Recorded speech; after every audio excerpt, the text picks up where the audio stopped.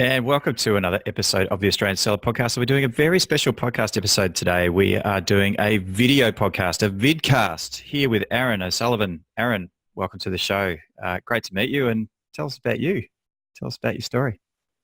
Hey, Chris, thanks so much for allowing me to come on and share some insights that I've had over the last few years with your audience.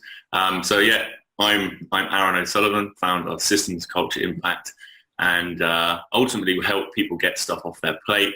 We help them kind of get organized, and we help them increase their sales on Amazon. Fantastic. So you've actually also been selling on Amazon for quite a while. Are you still selling on Amazon, or is now your full-time gig with the new business? So we have a couple of projects in the pipeline coming up, but my main focus really is helping others with, ultimately getting a load of stuff off their plate, getting all the operations outsourced so they can focus on what's really important in their business. Awesome. Now, I understand that you might have a small presentation that you might want to go through with us today and share with the audience. So are you able to maybe switch to that and take us through, how your business works? Because this is something I'm very, very interested in, particularly with my own business, as we talked about off air. And I think that this could add a lot of value also to our listeners and viewers for the first time, which would be really fun too. So awesome. I might sort of let you switch to and see what happens. Totally. So I'll switch right now, and shortly you should be able to see what I can see. Bear with me. All righty. Bingo. Are we in? Yeah, that looks good. Cool. Okay, so you should be able to see my screen, right? Yep, looks good. So, hey guys, I'm really, really excited about today's session. It's all about how to offload tasks and onboard VAs for more freedom, income, and fulfillment. Before we begin, I want you to, if you can, I know this is a podcast, but if you've got a pen and paper handy, I want you to pull it out right now, and I want you to write, "Systems will set you free." I'll give you like five to 10 seconds to do that if you can, or if pull out your phone. It's going to be valuable for you to be able to be a bit interactive if possible. Obviously, if you're driving, it's not a good idea. I've just written that down now. Thanks, Aaron. Awesome. Systems will set you free. So my name's Aaron O'Sullivan, as I mentioned, and I'm the founder of systemscultureimpact.com, which is basically, it's a company where we help Amazon sellers to get a bunch of stuff off their plate, a lot of the operations like customer service, inventory management, bookkeeping, and a lot of the things which keep people bogged down. We get that off their plate for good, so they can really focus on revenue-driving activities. So since 2013, I've been lucky enough to sell many millions of dollars worth of product across the Amazon marketplaces, and I've been involved in building some large teams in the Philippines. Mm-hmm. So I helped one team to build all of the systems and processes to run over hundreds and hundreds of private label products across many different marketplaces, and it was my job to kind of build, like I said, the systems, the structure, and the kind of nurture the culture within the team. So I kind of learned quickly what worked and what didn't work with this team of 45 staff. And today I'm here to share some of the lessons that I've learned over the years and on my journey so far. By far, one of the biggest problems that you're likely going to hit at one point is reaching your capacity. It's where you've got so much stuff on your plate, working on the low value activities, like I've mentioned so far, and it kind of bottlenecks the business. So you're not spending the time that's needed on the areas that actually are going to grow the business revenues and profits. So I've seen businesses really fail because of this, because the leader was fighting fires all day and kind of living in reaction as the bottleneck, working around the clock on things like customer service, daily admin, bookkeeping, inventory management's a big one. And, the anchor on the screen represents all the low value tasks and the firefighting which prevent a business from really flying. So today, what I'm really excited about showing you guys is that offloading tasks and creating systems can be quick and painless. So you can ultimately cut the rope so you can focus on growing your business and, making more money and really creating something that you can be really, really proud of. So it hasn't always been systems and processes and team for me. Had you met me in 2013, things were a lot different. I was over in Chris's amazing country, Australia, in the far northwest. I was working as a plasterer, actually, a general labourer, to get my Australian green card or visa. And I was working like 14-hour days out in the heat, totally no fun. And then I started to learn about online marketing and Amazon. And I went all in. I was, getting home at like 7 p.m. and I was working till 2 a.m. Every day for 5 months. And then after that, I was able to quit my job, and things kind of really took off. I was like a kid in a candy shop. I was launching new products, opening up new marketplaces. I was, starting new brands. And in 2014, things started to take a bit of a change. And ultimately, the business and the brand, some of the brands that I had started to plateau and decline. I was really at capacity. I was kind of freaking out. I didn't know what to do. And, I had no systems. I had no leverage.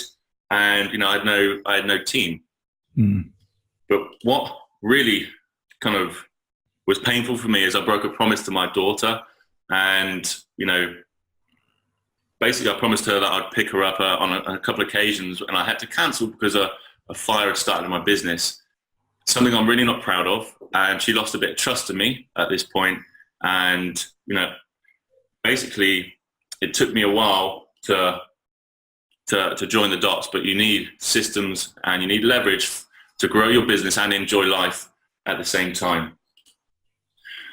So kind of after fixing these issues, now I have the privilege of helping others to get stuff off their plate, get them organized and help them focus on creating their business in a way which creates a legacy for them and allows them to continue to grow without being bogged down. But what I'm most proud of is that I've not broken a promise to my daughter since. Guys, I want to switch gears now and talk a bit about expectations. So today's going to be interactive as best as we can. I know this is a podcast, but it's going to be it's so you guys can get the most juice out of today's session. There's going to be some ums and ahs thrown in because I'm not kind of a professional speaker by any means. But, I will be speaking in this British accent for the entire presentation, so you might have to listen a bit extra carefully. But what I am committed to is giving you everything I can in the time that we have.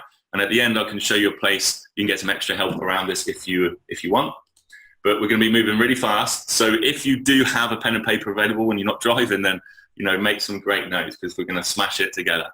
So what we're going to cover today is how to offload tasks, and then how to onboard your VAs to get them from novice to ninja in kind of 8 weeks' time. So they're providing real value and they become an asset instead of a liability. So if you get this wrong, then you end up being a bottleneck and you end up fighting fires in your business and living in reaction. If you don't get this right, and you don't offload tasks and onboard a VA, then you become overworked, overwhelmed, and kind of underpaid. And a lot of the time you kind of miss family dinners, or you're not spending enough time with the people, the loved ones in your life. And if you get this wrong, when you do hire, a lot of people end up spoon feeding the VAs. And, that causes an issue in itself. They come on to become an asset, and now they're a liability. They're another to-do on your to-do list. And the excitement which you both had kind of fizzles out quickly, and it leaves you, feeling both a bit kind of disappointed. And this can burn cash, your time, and it can kill a business if this is not handled. If you do get this right, however, you're no longer living as the bottleneck for growth in the business, and no longer fighting fires. If you get this right, you create systems that allow you to work in your zone of genius. We got into these businesses for creating a life where we ultimately work on things that we're great at and we enjoy.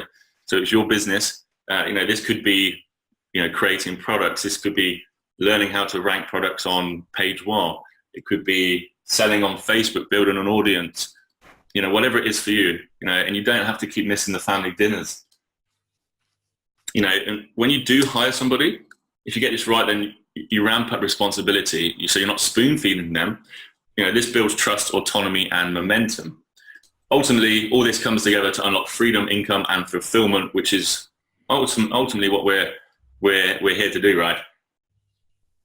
I want you to meet Alex. So Alex is a great client, and is an awesome example of how kind of focusing on the right tasks and having the right tools in place, for the job can produce kind of big results. So Alex came to us and he was really overwhelmed.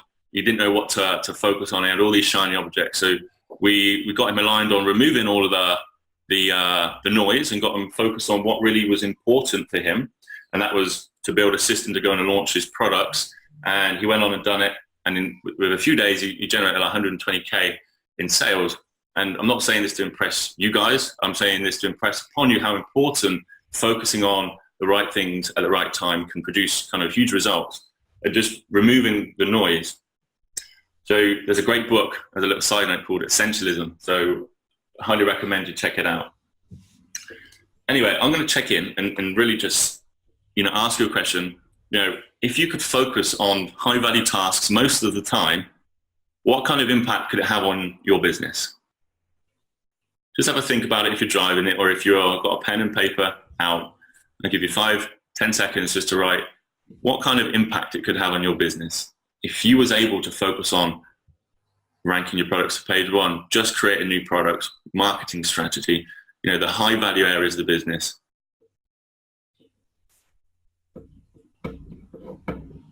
Done. Awesome. Okay, guys, we're going to switch gears now, and we're going to start talking about how to actually start offloading tasks from your plate onto somebody else's.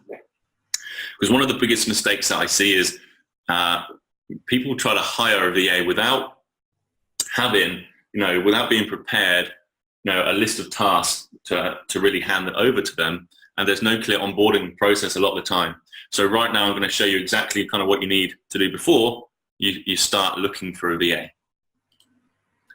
So step 1 is, we're all really busy, no matter where you are in your Amazon business, or your e-commerce business, you've got a ton of stuff on your personal to-do list and your professional to-do list. So step 1 is all about downloading, tracking, and ranking the tasks. So let me explain. So when I say downloading, so this means taking a look back over the last few weeks or months, check your to-do lists that you've been working through, and just add all of these to like a Google Sheet or an Excel sheet. So you just got visibility on all the things that you've actually been doing, and you can get clarity on, what your, workflow kind of looks like. So this is downloading all the tasks that you've done over the last few weeks or months, or things that you're aware of. The second step is to track your time.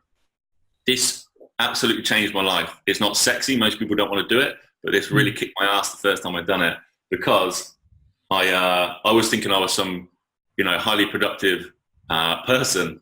And until I tracked my time for the first time, it was humbling, dented my pride a bit, but ultimately enabled me to create awareness so I could change.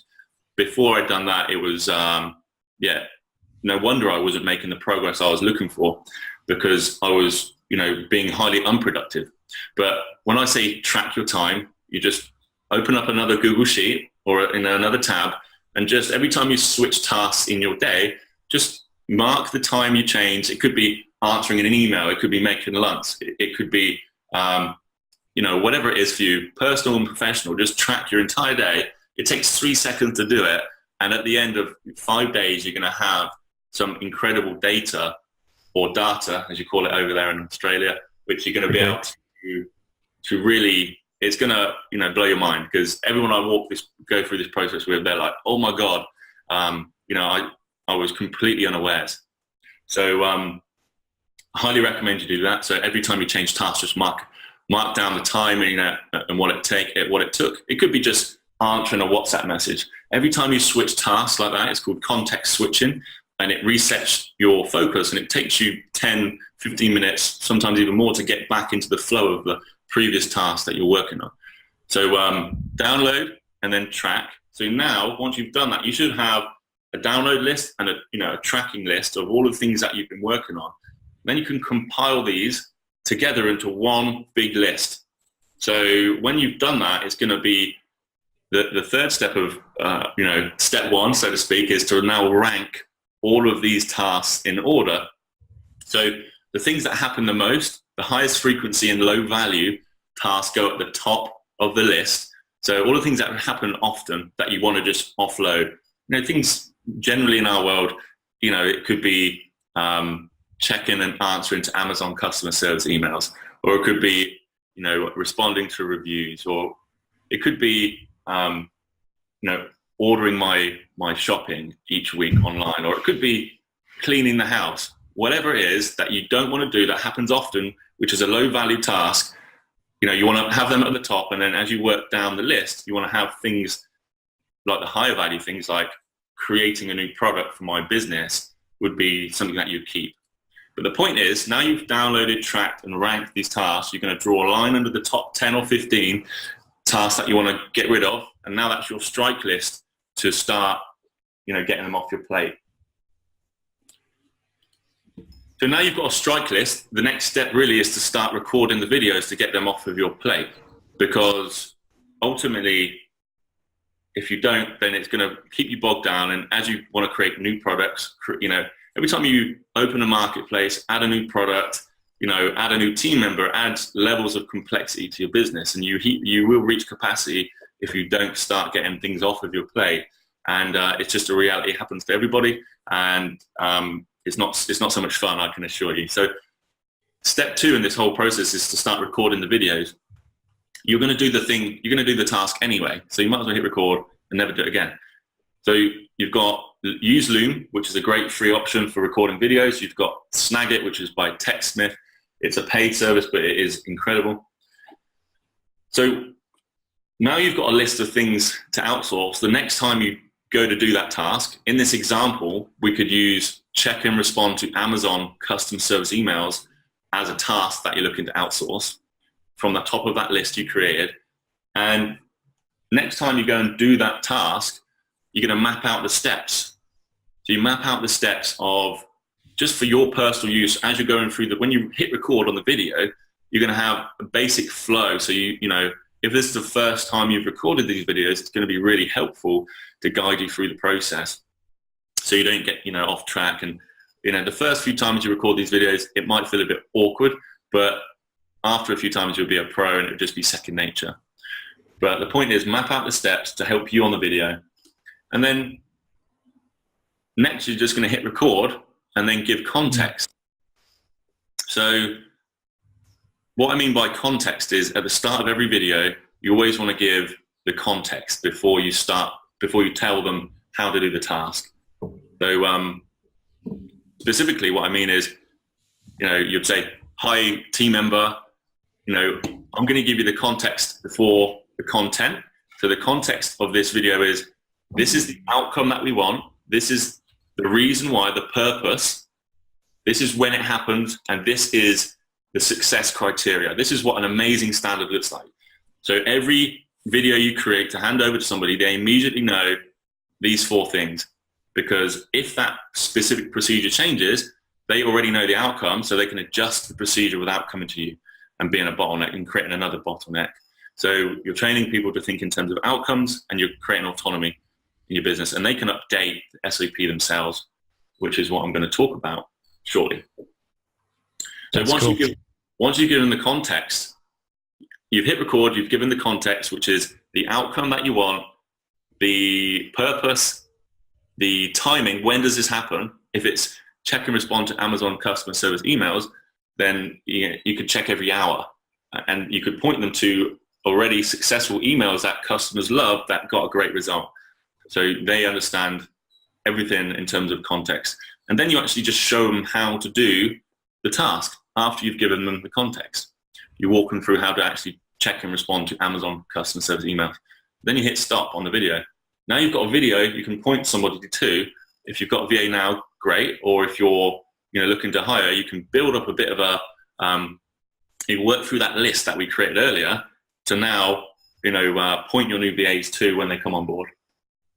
So when you do hire a VA, or if you've got one right now, then you have them create the SOP the first time they do it. This deepens their understanding. This enables you to be sure that they fully understand how to do that task.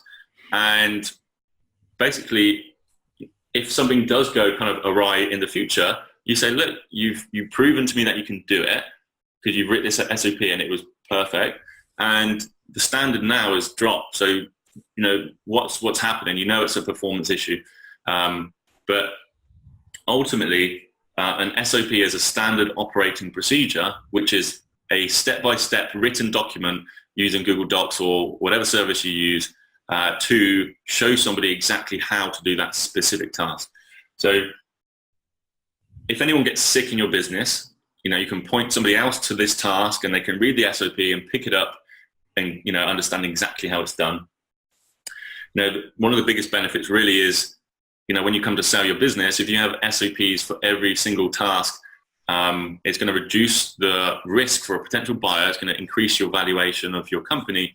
And I think the best benefit really is, the leaders never have to write an SOP again, because it's totally no fun, and it's probably outside of your hourly pay rate.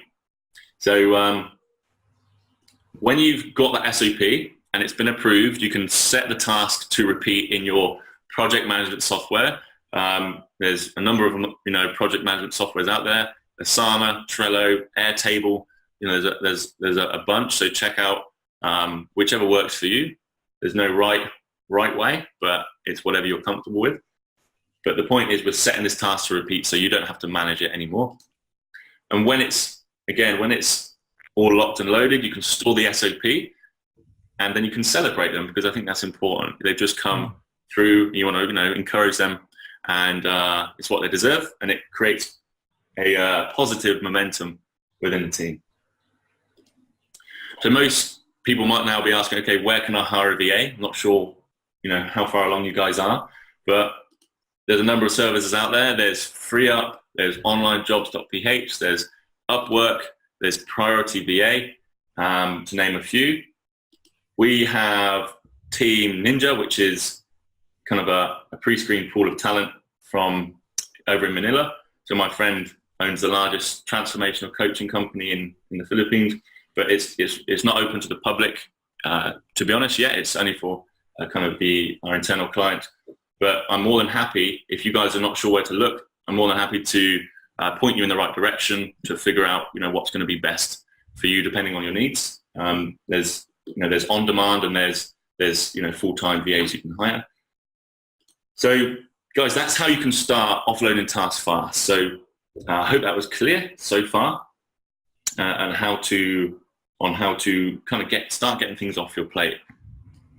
So now we've covered how to kind of prepare a list of tasks and then how to record videos for them. I want to now switch gears and talk about how to onboard VAs to get them from novice, brand new, to ninja, providing value in your business in 8 weeks' time. So I think it's important to take note. When you do hire somebody, a lot of people don't have any clear framework to follow. They just hire somebody to give them 2 tasks, and then they leave them to their own devices. And there's no clear framework for getting them up to speed and how to ramp up responsibility over 8 weeks. So this is the 8-week onboarding model. And as you can see, over time you ramp up their responsibility. And the aim of the game is to hand off like 2 or 3 tasks a week to your VA over the first 8 weeks. So they're kind of lifting the load from you each and every week. You want to start with the low value, high frequency things first, the things that happen often to free you up and give you the most time back. But this is ultimately going to create clarity and confidence for them and for you. When you open the doors to your company, you say, well, this is how we do things here. And they've got a clear framework to follow. It's going to put them at ease, and they're going to be eager to come in and start adding value, becoming really, part of the team. And, I think people are kind of secretly just dying to be led. If you think about it, the world at large is kind of chaotic. There's a lot of stuff going on. And if people come into a new company and there's certainty of how things are done, it's just going to create a lot of clarity for you and them. So this frees you up to kind of work on more money-making activities ultimately, so you can get this stuff off your plate and onto theirs. What we found over the years is that a lot of people struggle with the onboarding process and getting people up to speed. A lot of people hire somebody, get 2 tasks off the plate, and then they go and life happens. They go and focus on other things, and then the VA is kind of in the dark and losing enthusiasm because they're not being given great work. And the entrepreneurs are, I'm paying this person, they're not doing anything. I feel guilty. I feel like they're just a liability now instead of them becoming a real valuable part of the team. So what we've done is we actually share something we call the onboard talent blueprint with our clients, which they share with their VAs and their team members when they get them up to speed, to get them from kind of novice to ninja. So they don't have to spoon feed them, which kind of saves the time, energy, and money. But right now I'm going to talk about the kind of key ideas and the weekly themes from this blueprint, so you can understand exactly kind of how that works. So week 1 and 2 is really about connection and clarity. When you've, bringing somebody into your world, you've opened up the doors to your company, and it's like, this is all about you indoctrinating them into your company culture. This is to ultimately get them clear on the purpose, the values, and the brand promise, understand what you're all about. So building rapport and kind of setting expectations is key in these weeks 1 and 2, so they know exactly how things work. In week 1, you'll set up all the tools, give them the access that they need to get up and running, and get them familiar with how you kind of communicate. One thing I'd say as well is in week 1, you want to set up and point them to your company university. So what do I mean here? I would suggest that you have a training kind of archive, or a list of training resources you can point your new employee to. So when they're not so busy at the start, they can be making notes and summarizing these notes and sharing them with you and the team, so you can be sure that they're learning and growing in their role, and they're not just sat around doing kind of nothing. And that's something which is going to be really valuable to also continue and show them that you're committed to their growth, and also people can become much more of an asset if you're committed to that, their development. So that's kind of week 1. Week 2 is really about setting the clear expectations. This is the projects that we've got. This is the priorities for the quarter in relation to the outcomes for the year. This is where we're heading up this mountain. This is where we're going. This is how you're going to help us get there. Right now we're down here. This is where we're going. Ultimately, it's going to set the expectations up front. So remember, we're giving them 2 tasks every week as well. It's important to remember that. Weeks 3 and 4, guys, is all about routines and ramping up. So this is all about getting them in sync with the business kind of rhythms, so that you're all kind of pulling together. So week 3 in terms of routines, it's getting them clear on and getting them familiar with the meetings, the workshops, the kind of one-on-ones that you have with them. This is where you establish their daily, their weekly, their monthly, and quarterly kind of task systems that they take care of. And that gives them clarity on, the overview of exactly, how things are and what they're going to be, responsible for.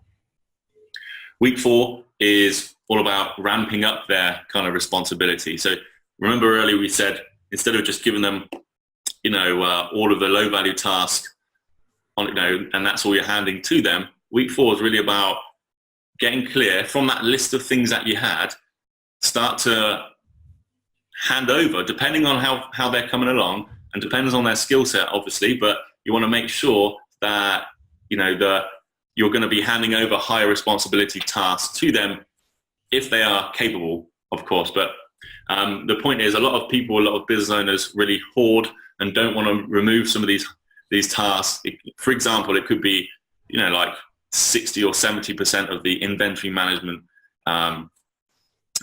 system, or it could be some things like PPC or a portion of it. The point is, it's not so much what it is; it's just figuring out what they depends on their skill set and who you've hired. But what do you think they're kind of capable to hand off and prepare and get ready to prepare the training for that? Because a lot of the things which people hold on to are take a big chunk of their week. So once you've prepared and you've got clear with them, what you're going to hand over, which is higher responsibility in terms of higher value tasks, then week 5 and 6 is all about, getting leverage and lift off. And what I mean by that is week 5 is, okay, now you've clarified with them what higher responsibility tasks you're going to hand off. Week 5 is where you create the training, you record the videos, and you kind of start handing them off. So you're removing a good portion of the time you spend per week on operational tasks, like it could be bookkeeping, it could be daily admin, it could be inventory management, and so forth. Things which were a bit uncomfortable to hand over, but when you do it, it enables you to focus on, ultimately growing the business. So you can take, you can have more of a kind of a lift off in your freedom inside the business, and also your business growth can start to take off. So if you think about it, a business is kind of like a rocket ship. If you think about all the rocket engines need to be pointing in the right direction for it to escape the Earth's kind of atmosphere. So focusing on the right areas of the business as an owner, in startup mode or growth mode, is like pointing the rockets in the right direction. If there's one rocket pointing off on the side direction, it's going to be really hard for it to lift off. And usually when you're working on things which you shouldn't be, it's kind of like pointing the rockets in the wrong direction. So moving on to week 7 and week 8, it's all about recalibrate and review. So if you think about in week 7, this is where you're checking in with the VA to see their capacity, see how far they've come so far, and see what, if you're employing them for 40 hours a week and they're only doing like 30 right now, then they've got 10 hours. Or if they're completely maxed out and, it's just about having an open, honest conversation, and, throughout this process of onboarding them, you should be having that, ongoing anyway. So you should have a good idea, but it's ultimately about checking in for capacity and seeing, if and when the next tasks are ready to be handed on. So week 8 is all about the review of the progress of them, the process of onboarding. They give you feedback, and it's a place to celebrate as well. You've just come through 8 weeks together, and they've got much more clarity on how to get up to speed in the business and how things really work, instead of being left in the dark and just being emailed once a week, which is what happens in a lot of cases, or not having that real clarity on how the business operates, where they sit inside of it, and the outcomes that you're working towards. So guys, like kind of a golf pro watches his swing over and over again to improve his game. It's kind of what we're doing here. So we're looking back to see how we can make improvements as leaders, and also as a team, and also with the new employee. It doesn't have to be perfect, guys. By all means, it doesn't. If you can do 1 task or 3 tasks a week, it's fine. But if you just have a rough framework to follow, it doesn't have to be perfect. Just rough it the first time, and you can improve it as you go. So that is ultimately how we've been helping people go really from novice to ninja in 8 weeks for more freedom, kind of income and fulfillment. Earlier, I mentioned that we kind of have an 8-week onboarding blueprint that we give to our clients to get, to really help their VAs when they come into their company for more freedom and growth. So what I've done is I've arranged to make it available for, all of Chris's podcast listeners. I think it'll be super valuable for you guys the next time you go and hire. So what I would say is, if you're watching this, then you can go to that link on screen, or I think Chris will probably chuck it in the show notes, or indeed, however you guys normally do it. But it's systemscultureimpact.com/download, and you'll get access to the onboard talent blueprint. And I think my team have thrown in a few basic SOPs as well to get you started there. So you can find that link underneath the show notes, like Chris said. The next thing is kind of like a takeaway, really. That was action 1. Action 2, if you want to really get value from this, get the most juice from today's session, then you can listen all you like, and information's great, but action is where progress happens. And this is a big thing I see all the time in the people I speak to, and me, it used to happen to me a lot, was, okay, I just need information, I need free information. A lot of the time I think that's it's good to learn, but I think how much action is taken is what really matters. And you guys know this. I'm sure I'm speaking to the preaching to the choir. But action 1 was grab the blueprints if you want them.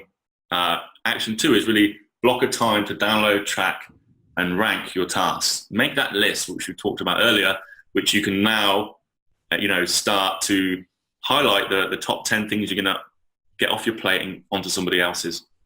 And then the third thing, you're just going to record the videos. You're going to do the task anyway. You might as well hit record so you never have to do it again. So guys, in kind of closing, really, from this kind of presentation, there's nothing more than I want for you guys to really create a business with systems that kind of set you free and create a company culture which really speaks from your heart, so you guys can kind of create the impact that you're kind of put on this planet to create. Thank you. That's the end of the presentation. That is sensational. Thank you, Aaron. And your daughter is just adorable. Oh, it just reminds me of my young daughter a few years ago now. So yeah, it's lovely to have that connection. So, and it is the most important thing. That's the reason why I've got my Amazon business, is so that I can spend as much time as a stay-at-home dad as I can. While my wife, she's got her career and loves it. That was brilliant. And there's so much in there that I'm going to take away from our chat today and the presentation that you put together. So I'm very grateful. But I do have questions, if that's okay. Yeah, I'll stop my screen share and then we can chat. Okay, so I've got a question here. Should you learn everything first and then outsource to a VA to learn everything that you've mentioned in terms of the SOPs? So should you learn everything first, as in the leader, as the owner? Yeah. So I think it's going to be important for you to know what you're kind of handing off. I think, when most people, when they're in startup mode, it's like, okay, they're the technician, right? They do everything. So they're wearing every hat. So, most people get caught up on, I don't know how to do it, so I don't want to hand it off. I think what's important is you're learning how to do it in the first place. It doesn't have to be perfect. I think a lot of people get stuck in their head is, I don't know if it's the best way. Just if it's 78% good, just hand it off. Sure. Do you want it to be? Do you want to get? Do you want it to be yours, or do you want to just be good? To be good enough. And you can always improve as you go, but don't try and be a perfectionist. Is what I tell people quite often. Well, it sounds like as VAs come on board and they learn that responsibility, that they start to sort of pick up the gaps anyway. So if you can maybe just sort of paint in broad brushstrokes about what you need done and what the outcomes are, that they're hopefully going to backfill that with more of the detail for you. Do those VAs often also train other VAs that are brought on as businesses scale? Yeah, so I think it's important when you get somebody, if you hire somebody first, it's probably great to get somebody to do the low value, high frequency tasks. And then, the second person usually is going to be somebody more, an all-rounder who can handle a lot. It depends on where you're at in terms of cash flow. If you can hire somebody who's really smart, can handle a lot of stuff, and, can be kind of your double, then as a first hire, then they can help you with the training of the second hire. So, yeah, that makes sense. No, it does indeed. So do you recommend actually hiring a VA that has experience, or do you recommend hiring a VA that doesn't have any experience that you can train from scratch, so they don't have any preconceived kind of, ideas about how an Amazon business should run, for example? Yeah, I think, either or. You can hire somebody, obviously they need to have the skill sets that you need for the role. They need to have the right attitude. Communication skills need to be great. Look for problem solving skills too. I think that's really important. And if they've got previous understanding, I'm not going to say, okay, well, no, you're not a fit based on that. I think it can be advantageous, but as long as they've got the attitude and ready to be open on how you want things done, then that's usually normally fine. Excellent. I know we're getting very short on time here, so I'm just going to skip to the last questions, which I have lost. Where is it? Oh, Is it a good idea, do you think, to bring someone on to help when you first start an Amazon business right from the get-go so that you're kind of learning together? Or do you reckon it's better to, learn everything and then, learn as much as you can and then bring someone on later in the business or in its growth? When's a good time to bring somebody on? I think it's, good when if you're just starting, then you're gonna have to, you're gonna actually take action on the stuff and learn it. But as soon as your list of things starts to become, as soon as you've got a good handle on a certain task, for instance, check and respond to Amazon customer service emails, and there's 4 or 5 other things that you can do in your sleep, it doesn't take long to really get good at that. To be honest, take a few weeks really of selling products and having emails to answer. Then I think it's valuable to start getting that, off your plate. And you could do that on an on-demand service of VAs. You don't have to go full on right now. But the less you have to decide about, the less things that you need to be distracted by, the more you can focus on actually growing your business. And the earlier you can get into this habit, the better it's going to be. Instead of your business, I speak to a lot of people that are doing 100K a month. Business looks great on the outside, but them and I know how hard they're working for it, and they're maxed out, and they're kind of freaking out. And that's what we don't want for you. So it's getting it done sooner rather than later is key. Awesome. Thank you so much. Listen, let's wrap this up. I know you've got another call coming up very shortly, so I'm super grateful for your time today and really teaching and training us and training me about how to systematize your business, which is brilliant. So, what's the best way to get in contact with you, Aaron? And how can we, reach out and learn more from you? Yeah. Okay, so I'll kind of give you a bit of an overview of kind of who I help and how I help them, and where you can find me. So basically, we work with sellers doing 75K and above a month. We actually come into the business, physically remove stuff off their plate, so they can ultimately focus on revenue driving activities like building lists on Facebook, ranking their products, and really creating new products and working on building their brand. So we remove things like inventory management, customer service, bookkeeping, admin, launching of products and so forth. So that's how we help people. To find me, you can just go to the website in the show notes, which is systemsimpact.com, or just chuck me a message on Facebook. I'll be more than happy to point you in the right direction or help out if I can. Okay. That is brilliant. Thank you so much for spending your time with us today. That is brilliant, and I'm very grateful. Thanks, Aaron. You're welcome. I'm really grateful too. So it's been fun. Excited to see if I can help anybody with this recording. So guys, all the best. Awesome. Thanks again.